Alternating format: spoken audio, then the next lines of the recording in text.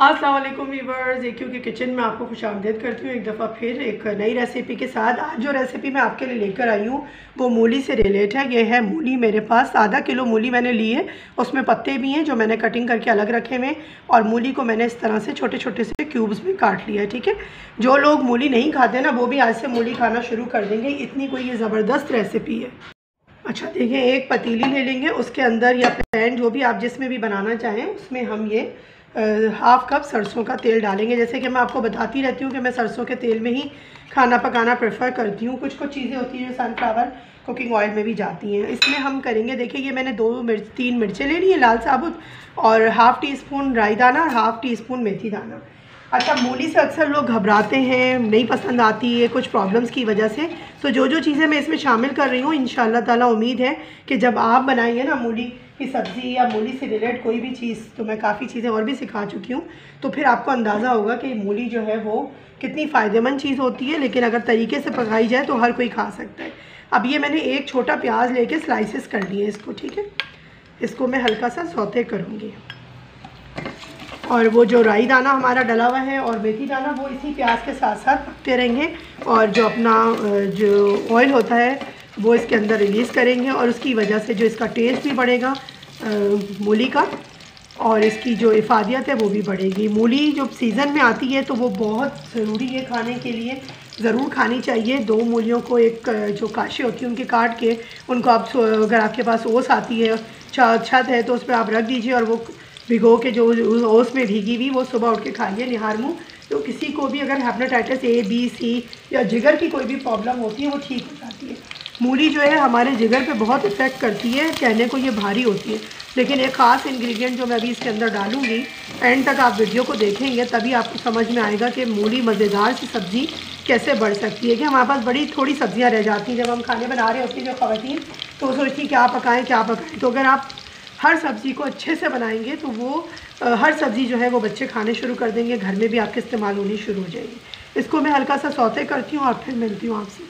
अच्छा व्यूअर्स, देखिए बस हमें इतनी ही कच्ची पक्की करनी है। ये जो मूली है ना, वो ये प्याज जो है हमें इतनी कच्ची पक्की करनी है। अब इसमें देखिए मसालों में जाएंगे ज़ीरा 1 टीस्पून, लाल मिर्चें पिसी हुई हाफ़ टी स्पून, क्योंकि मैंने लाल कुटी भी वो साबुत भी डाली है, ये भी घुलेंगी बाद में, और हल्दी मैंने लिया हाफ़ टी स्पून, गरम मसाला पिसा हुआ एक का स्पेशल वही यूज़ करिएगा तभी इसका फ्लेवर इन्हांस होगा, और 3-4 हाफ़ टी स्पून ये लिया है, और 3-4 ये हरी मिर्चें। इनको इनके साथ ही मैं हल्का सा सौते करूँगी, और अब कोई ज़्यादा कुक करने की ज़रूरत नहीं है इसको। इसमें मैं ये मूली डाल दूँगी।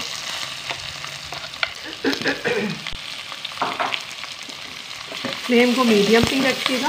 ठीक है, इसको हल्का सा मिक्स करके और मैं इसको कवर कर दूँगी। फ्लेम बिल्कुल लो होगा, और इसी की भाप में जो है ये गल जाएगी, मतलब सेमी कुक होगी। फिर उसके बाद आगे का प्रोसीजर बता। अच्छा व्यूअर्स, देखिए अब ये थोड़ी सेमी कुक हो गई है।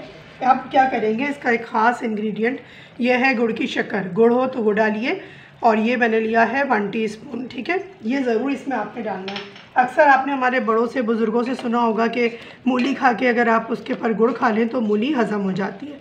तो इसलिए मैं अपनी जितनी भी मूली की सब्ज़ियाँ होती हैं उसकी, या जो भी मूली से रिलेटेड चीज़ बनाती हूँ उसमें शक्कर का इस्तेमाल ज़रूर करती हूँ। अब जाएगा लहसुन अदरक का पेस्ट। उस वक्त मैंने नहीं डाला था, आप उस वक्त डालना चाहें तो उस वक्त भी डाल सकते हैं। अब ये और इसी मूली के जो पत्ते हैं, जो मैंने हाफ़ किलो मूली ली है, ½ kg, उसी के मैंने ये पत्तों को भी बारीक बारीक काट लिया है। अब जो बाकी की मूली हमारी गलेगी ना, थोड़ी सेमी कुक हो चुकी है, वो इन्हीं पत्तों को मिक्स होके, और ये सब इसके साथ देखें कितना प्यारा कलर और माशाल्लाह से इसकी लुक आई है। और ये जो टमाटर है, ये 2 अदद टमाटर मैंने लिए हैं। कप में बोले तो कप में आधा कप होगा ये।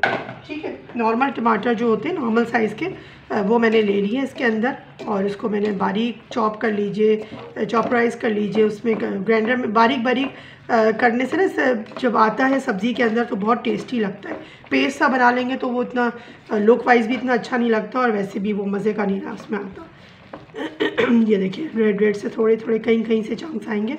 बस अब इसको कवर करते हैं और इसको देखते हैं जब ये रेडी हो जाती है मज़ीद इसके साथ हमें क्या करना है।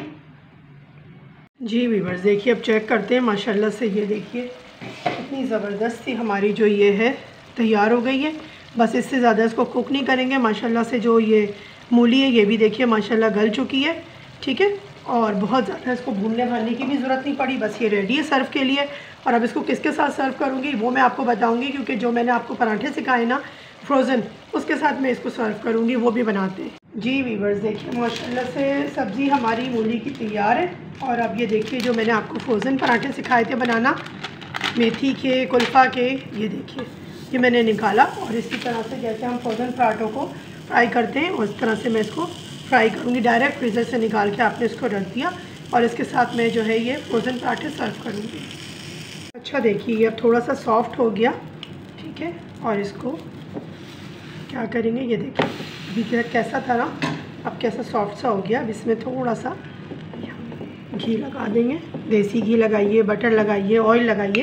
मैं ये देसी घी लगा रही हूँ, ये हमारा अपना बना हुआ AQ मील का है। मैंने आपको इसकी रेसिपियाँ 2 दफ़ा दे चुकी हूँ दोनों तरीक़ों से। अब इसको आराम से एक तरफ से हम पहले सिकने देंगे, क्योंकि गैस भी जो थोड़ी स्लो आ रही है, और उसके बाद दूसरी तरफ से भी इसकी ऑयलिंग करेंगे और फिर इसको अच्छे से सेकें। देखिए व्यूअर्स कितने ज़बरदस्त से ये पराठा जो है फ्राई हो गया। और आप मैं दिखाऊँ आपको कि मैंने इसको लच्छे वाले बनाए थे, तो ये देखिए इसके ये लच्छे भी इस तरह से ये सारे खुलने शुरू हो जाएंगे, तो ये बड़े क्रिस्पी से बनते हैं। बस पराठा हमारा रेडी है, अब सर्व करते हैं इसको। जी व्यूअर्स देखिए माशाल्लाह से हमारी सब्ज़ी भी तैयार है मूली की, और हमारा पराठा भी तैयार है। और आपको मैं दिखाऊं, ये देखिए कितना ज़बरदस्त सॉफ्ट और ऊपर से क्रिस्पी। ये देखिए एक एक परतें इसकी जो है वो अलग हो रही हैं।